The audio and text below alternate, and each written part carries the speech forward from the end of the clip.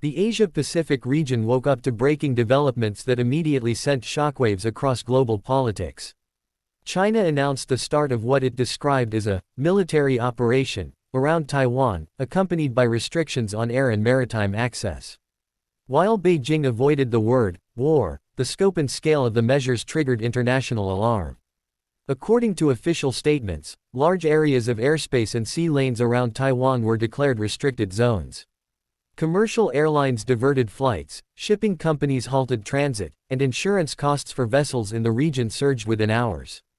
Markets across Asia reacted instantly, with sharp declines reflecting fears of a wider conflict. Taiwan's government responded by placing its armed forces on full combat readiness. Military bases increased patrols, missile defense systems were activated, and civil defense protocols were reviewed. Authorities urged calm among civilians while emphasizing preparedness for all possible scenarios. Beijing framed its actions as necessary for national security and sovereignty, accusing external forces of escalating tensions. This messaging was repeated across state media, portraying the operation as controlled, limited, and defensive in nature. However, analysts noted that even a limited blockade represents a dramatic escalation. Taiwan sits at the center of critical global supply chains, particularly in advanced semiconductor manufacturing. Any disruption, even temporary, has immediate consequences far beyond East Asia. As the first hours unfolded, one reality became clear: the situation was no longer theoretical. What had long been discussed as a future risk was now an active geopolitical crisis, forcing governments worldwide to reassess their positions in real time.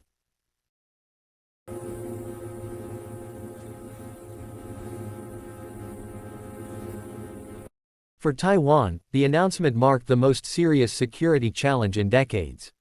Military commanders moved quickly to reinforce defensive positions, while naval and air units conducted continuous monitoring of surrounding waters and skies. The government activated emergency coordination mechanisms across defense, transportation, and communications sectors. Reserve forces were placed on standby, and cybersecurity teams prepared for potential digital attacks targeting infrastructure, media, or financial systems. Public messaging focused on resilience. Officials emphasized that Taiwan's institutions remained fully operational and urged citizens to avoid panic. Supermarkets and fuel stations saw brief spikes in activity, but widespread disruption was avoided in the initial phase. Strategically, Taiwan faced a complex dilemma. Any military response had to balance deterrence with restraint. Direct engagement could escalate the crisis rapidly, while inaction risked signaling vulnerability. Defense planners prioritized surveillance, intelligence gathering, and readiness rather than immediate confrontation. Internationally, Taiwan sought diplomatic backing. Statements from allies and partners were closely watched, with particular attention on the United States and regional powers. Each word carried weight, signaling potential support, or limits to it. The episode underscored a central reality: Taiwan's security is not only a regional issue, but a global one. The island's response in these early stages would shape both international perceptions and the trajectory of the crisis itself.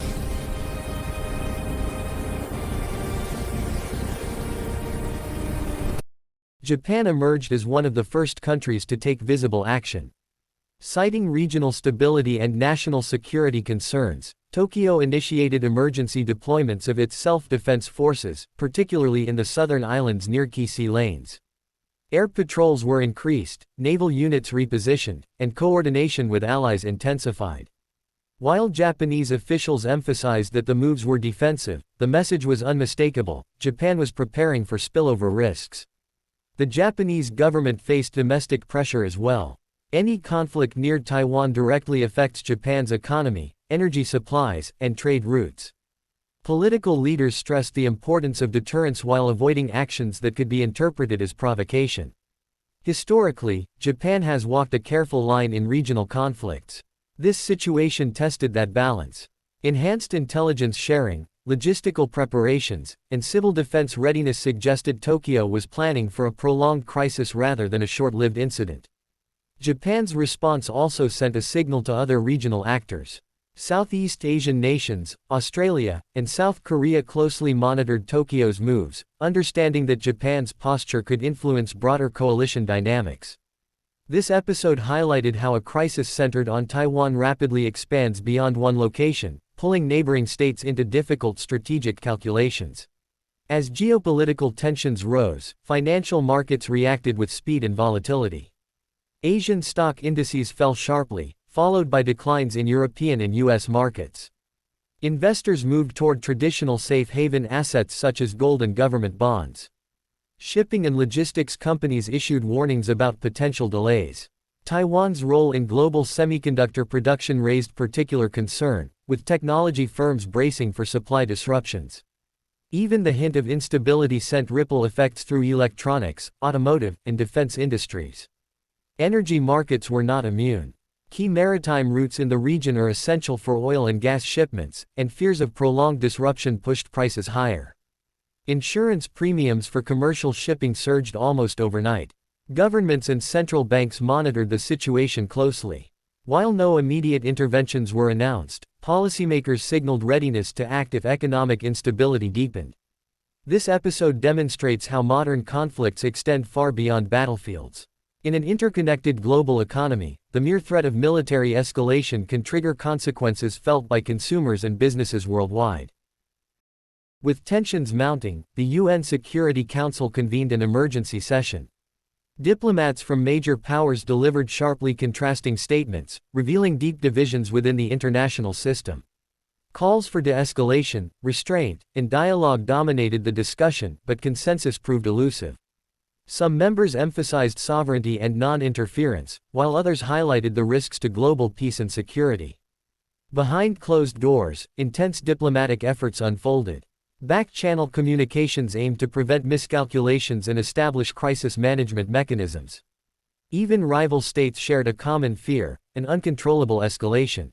The UN's role, while limited in enforcement power, became crucial as a platform for signaling intentions and applying political pressure. Every statement was carefully crafted, not just for diplomats but for global audiences. This episode shows how international institutions struggle during great power crises, yet remain one of the few arenas where dialogue is still possible. As the crisis continues, several paths lie ahead. One scenario involves gradual de-escalation through negotiations, confidence-building measures, and international mediation. Another envisions a prolonged standoff, with sustained military pressure but no direct confrontation. The most dangerous possibility remains miscalculation. History shows that accidents, misread signals, or domestic political pressures can turn limited operations into full-scale conflict. Long-term consequences are already emerging. Trust between major powers is eroding, military budgets are likely to rise, and regional alliances may harden. Even if fighting is avoided, the strategic landscape of East Asia may be permanently altered. For the world, this crisis is a reminder of how fragile global stability can be, and how quickly geopolitical fault lines can shift from theory to reality. The question is no longer whether tensions exist, but how the international community manages them before irreversible damage is done.